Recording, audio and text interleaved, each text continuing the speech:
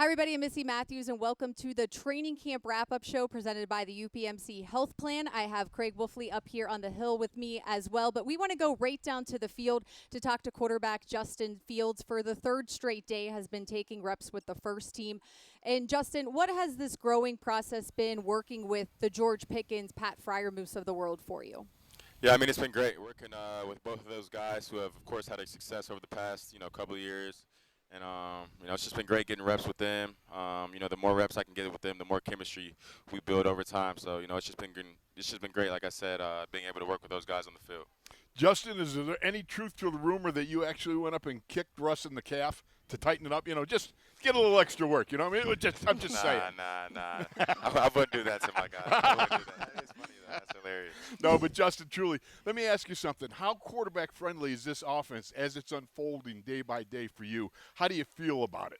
Yeah, I mean, I feel great. The great thing about Arthur is he communicates with us a lot. Talk to us about what we like, what we don't like. So, it's quarterback friendly, and he might like a play, but if we don't like it, then he's not going to call it. So, in terms of that stuff with communicating on what we like to run and stuff like that, of course, you're not going to see that too much in camp. But when the game comes, and he's going to make sure that we're comfortable with the plays that are being called. But this offense has been great so far. Justin, you're a competitor, so you get it. Russell Wilson told us, he hates not being out there, but it is what it is. How has he helped you, being that he's taking the mental reps and he's on the sideline? Yeah, I mean, Russ, he's a guy that's been in the league for a very long time, so he's very, knowledgeable, has a lot of wisdom under his belt. So it's great just having him out there and really just hearing his ideas in the meeting room when we run a play and just the different concepts he comes up with his mind, or he might have ran in the past with a couple of other different teams. So it's great having him in the room, being able to learn from him. So I'm excited about that part for sure. Justin, you've spent some years in the league already, obviously got tremendous physical attributes.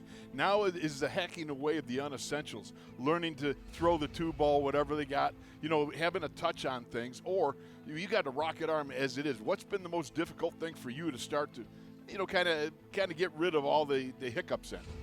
I think, we have a lot of new guys on the team this year, so I think, that's the thing. It's not such thing as difficulty, but there's different terminology here, so just getting used to that terminology, getting used to our language, and really just getting on the same page with guys. We get those looks in practice where a route might be different versus a different coverage. So just getting those reps under our belt and just making sure we're on the same page with all the other guys. Justin, they had the refs here today for the third day of practice. Some offensive linemen pre-snap penalties. I think I saw some guys running a lap, Broderick Jones, Zach Frazier, just to name a few. Is there something going on with the offense and maybe some consequences if things don't go as planned? Yeah, for sure. We try to minimize those pre-snap penalties as much as possible, stuff that we can control. And, when it comes to those things, pre-snap penalties like false starts, guys suffer, things for stuff like me, like motions and stuff like that. We try to minimize that as much as possible. So, at the end of the day, it sounds kind of old-fashioned, but, if you jump off sides or you have a little hiccup before the play even starts, and everyone has to run a lap no matter who you are. So, yeah. Is this coming down from Arthur Smith? Yeah. He said that this morning in the offensive unit meeting. So The defense seems to like to call it out. Is that fair? yeah, I mean that's what they should do. That's what they should do. In the game where an offensive line might jump and the refs might see it, the defense usually goes crazy to just put more attention on that. So the defense is definitely doing their job when that happens for sure. All I can say, Justin, is I'm glad it's happening now, not back in the 80s, because there was a practice I went 3 times I jumped off sides. I'd have to have been a marathon runner for crying out loud to do that. Now, I got to ask you something. Tell me about your experience in Pittsburgh so far. You see the fans thronging on the hillside day by day. What's it been like for you? Have you been able to enjoy it at all? And what's it like to be in this? Well, not everybody goes away to training camp. So now you're going away to training camp. How do you like it? Yeah, I mean, so far, the first 3 days, the atmosphere has been great. I can tell the fans are really passionate about football here, so it's just awesome to see the turnout, especially on the weekend. I feel like, the weekends, more fans might turn out because, of course, they don't have to work and stuff like that. So the fans have been great, awesome, supporting our team while we practice. And, the destination camp is, my first doing it. My first time doing it, and personally it's different experience for me, but I really enjoy it because after meetings and stuff like that, you really get to sit down and spend time with your teammates, really get to know them, and kind of get to know their background and story, and really just build team chemistry. So it's been awesome. It's been great. All right, Justin, we really appreciate your time. We're glad we get a chance to know you a little bit more as well. Thanks so much for joining us here. Yeah, appreciate you guys. Appreciate you, bud. Thank you. All right, that was quarterback Justin Fields. A pleasure to talk to him and get to know a little bit more about him, as I was saying to him. And it has been great to see him these first 3 days. Russell Wilson did do a little bit more today. He had cleats on. I know that's, kind of superficial, but he was throwing some. He was throwing behind Justin during the interview as well with one of the equipment managers. But for Justin, just invaluable this time right now. Unquestionably so, Missy. Look, you have an opportunity for a young man to be able to come out and establish a little bit of a routine with the ones. You want to run with the ones. There ain't no doubt about it. So one of the things that he's able to do is take command of the huddle and then show he's got command of the offensive terminology and playbook and be able to demonstrate that in a fashion that's suitable to be in a number one quarterback. And you never get that unless you're running with the ones. So this is a nice opportunity for him early on to say, hey, listen, I'm making my play for establishing myself as a one guy. And everybody knows it's going to be Russ, it's going to be Justin, it's going to be a battle. We'll see how it plays out. Now, talking about battles, we were talking to Justin about how the offense, you mess up, you run a lap. Coach Tomlin has carried on the tradition of whatever unit is winning, they get the better dinner. How does that motivate a lot of these guys, and have you seen anything different than what we saw last year? Well, Gadzooks, if you'd seen that bone-in ribeye last night, Oh. that was a piece of work. That was beautiful, let me tell you. So that right there is inspiration. You want to have, whether it's the bone-in ribeye or the crab legs, you want at it, And it's also, look, it's good competition between the two units. Right now, there's no pads, so it's a little bit, slanted in favor of the offense. But at the same time, you like that competitiveness that arises out of it. You want both units to be competitive, going after it. And, a bone-in ribeye is something to consider.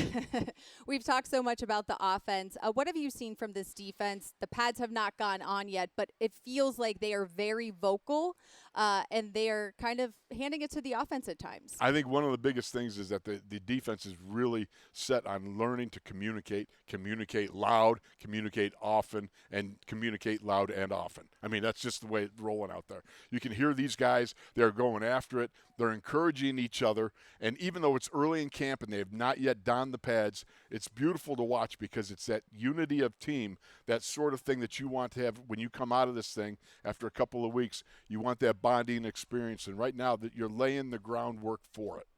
One of the quick notes from practice today, it appeared Isaac Seumalo, one of the offensive linemen, getting what I would consider a vet's day, somebody that doesn't need to continue to be out there. Is there anything else you noticed from this practice specifically? Well, I'm glad that the vet's day off is a vet's day off in this day and age, because the vet's day off in my day and age was getting cut. So, having said all that, the point being is, one of the things I thought very interesting was watching Najee Harris. And, you watch Najee in some of the offensive sets, they're putting him out at wide receiver. They're playing him out, empty backfield, that sort of thing. I thought it was unusual this early in camp. Good to see that he's being involved in the passing game, because I think Najee's got a lot to contribute. And something that we've seen him do consistently throughout his career, going back to Alabama, but even here in Pittsburgh, and being able to utilize him. I think even, watching 7 shots today, Calvin Austin was targeted almost every time when going with Justin Fields. There's no question about it. Calvin Austin's another guy. Yesterday it was Pat Freiermuth. I think what they're doing is you're going to target certain guys, and you want to see how they respond when they are under the spotlight. They are the main target for the day. We saw Freiermuth have a very good day. Calvin Austin, he's got some yardage to make up to get to that number 2 position. We'll see. It's so early in camp, but I like the fact that you kind of got eyes on him, and let's see what happens. What have you seen from Patrick Queen? You know what? I see communication, I see leadership, and I see a guy that is very comfortable in his own skin. He may have come from Baltimore. He may be part of the Ravens, and that has always been a great competition between the two clubs, Pittsburgh and Baltimore. But right now he is in Pittsburgh, and he is showing why he's such a top-notch linebacker. He can move, he can run, communicates so very well. I got a lot of – and let me just say this too, though. Don't forget Landon Roberts, 23andMe. That How guy. How could you forget the guy that wore the cowboy hat and overalls? Exactly. Bib overalls coming in there, But I like to call him 23andMe because he hits so hard, he'll show up on his opponent's 23andMe ancestry DNA chart.